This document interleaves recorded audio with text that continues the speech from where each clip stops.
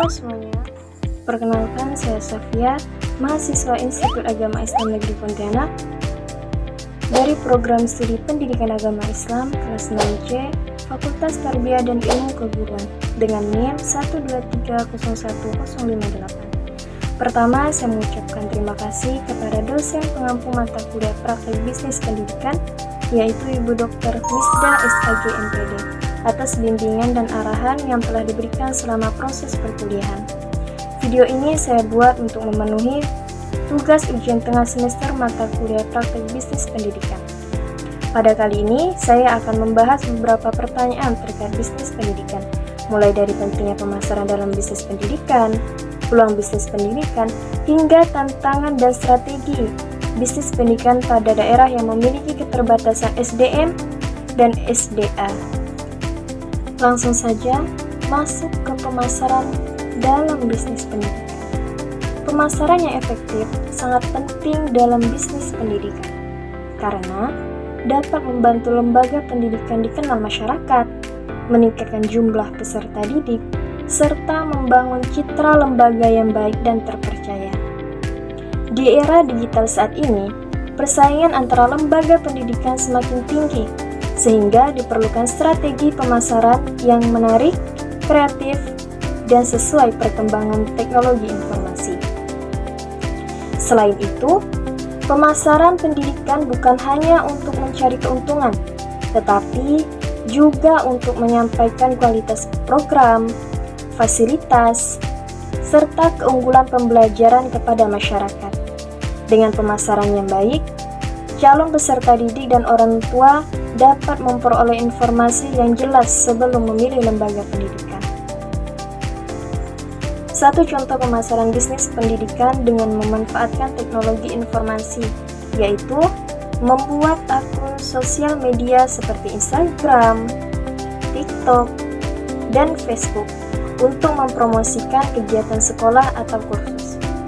Bisa juga menggunakan video pembelajaran, membuka pendaftaran online melalui website atau Google Form. Bahkan bisa juga mengadakan webinar atau kelas gratis melalui Zoom atau Google Meeting. Pembahasan kedua yaitu peluang bisnis pendidikan. Peluang bisnis pendidikan adalah segala bentuk kesempatan untuk mendapatkan keuntungan atau laba melalui penyediaan barang, layanan, atau jasa di sektor edukasi. Sektor ini sangat menjanjikan karena kebutuhan akan pembelajaran dan peningkatan keterampilan bersifat konsisten, dan salah satunya adalah layanan dari berbagai bimbingan belajar atau bimbel dan les privat. Fokusnya layanan ini adalah membantu siswa memahami materi sekolah atau persiapan ujian seperti UTBK atau SNBT, bahkan ujian masuk sekolah kedinasan dan lain-lain. Layanan ini bisa dilakukan secara tatap muka langsung maupun secara online menggunakan platform seperti Zoom atau Google Meeting.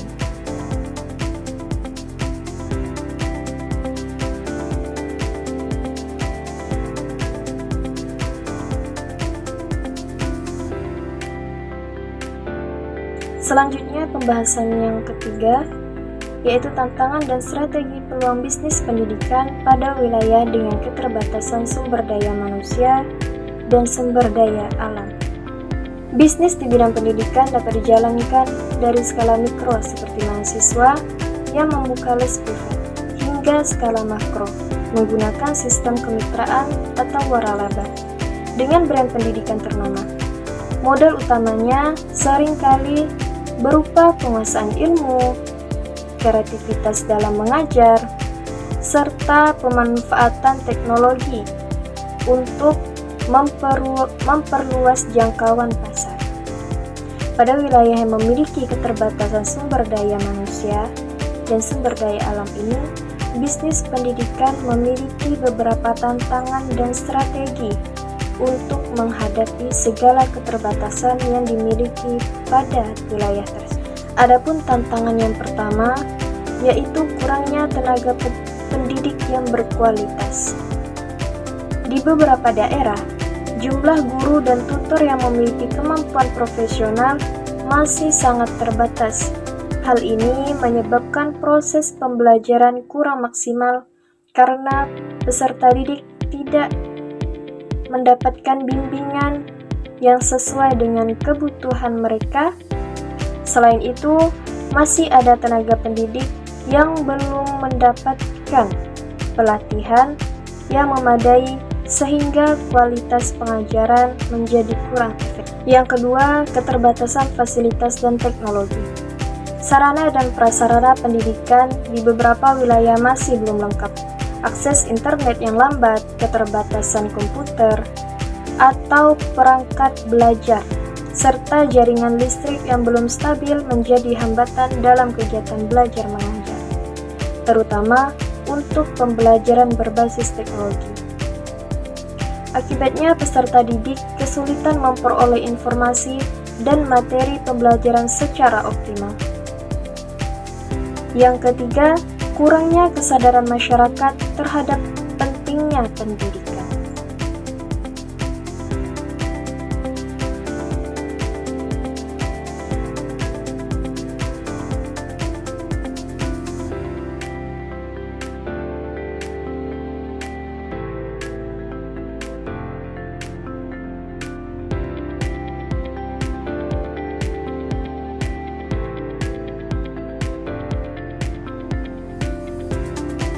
Sebagian masyarakat masih menganggap bahwa bekerja lebih penting dibanding melanjutkan pendidikan. Kurangnya pemahaman mengenai manfaat pendidikan jangka panjang menyebabkan banyak anak atau remaja tidak melanjutkan sekolah. Kondisi ini juga dipengaruhi oleh lingkungan sekitar yang belum sepenuhnya mendukung pentingnya pendidikan. Yang keempat, kondisi ekonomi masyarakat. Banyak keluarga memiliki keterbatasan ekonomi sehingga sulit memenuhi kebutuhan pendidikan, seperti biaya sekolah, buku, seragam, transportasi, atau les tambahan. Karena faktor ekonomi, sebagian anak terpaksa membantu orang tua bekerja daripada melanjutkan pendidikan. Hal ini dapat menghambat kesempatan mereka untuk memperoleh pendidikan yang lebih baik. Adapun strategi menghadapi tantangan di wilayah dengan keterbatasan SDM dan SDA dapat dilakukan dengan memanfaatkan teknologi sederhana dan murah seperti WhatsApp, video offline, dan modul cetak agar pembelajaran tetap berjalan meskipun akses internet terbatas. Selain itu, perlu diadakan pelatihan bagi guru atau relawan pendidikan untuk meningkatkan kualitas pembelajaran. Kerjasama dengan pemerintah dan masyarakat juga penting untuk membantu menyediakan fasilitas, internet, dan dukungan dana pendidikan. Agar pendidikan lebih mudah diakses, program beasiswa atau kelas gratis dapat diberikan kepada masyarakat kurang mampu. Pembelajaran juga perlu dibuat menarik dan sesuai kebutuhan daerah, misalnya melalui keterampilan praktis seperti komputer, kewirausahaan, dan pendidikan agama yang dekat dengan kehidupan sehari-hari masyarakat. Jadi, dengan strategi yang tepat, bisnis pendidikan tetap memiliki peluang besar untuk berkembang meskipun berada di daerah dengan keterbatasan SDM dan SDA. Pemanfaatan teknologi informasi, kreativitas, dan kerjasama dengan berbagai pihak menjadi kunci utama keberhasilan bisnis pendidikan di era modern ini. Demikian penjelasan materi yang dapat saya sampaikan pada video kali ini. Semoga materi yang telah dijelaskan dapat menambah wawasan, memberikan pemahaman yang lebih baik, serta bermanfaat bagi kita semua dalam kehidupan sehari-hari maupun dalam proses pembelajaran.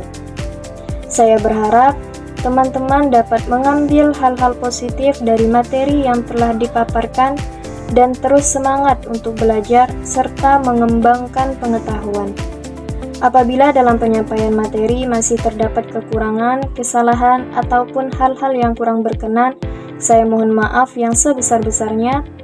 Kritik dan saran yang membangun tentu akan sangat membantu agar kedepannya saya dapat menyampaikan materi dengan lebih baik lagi.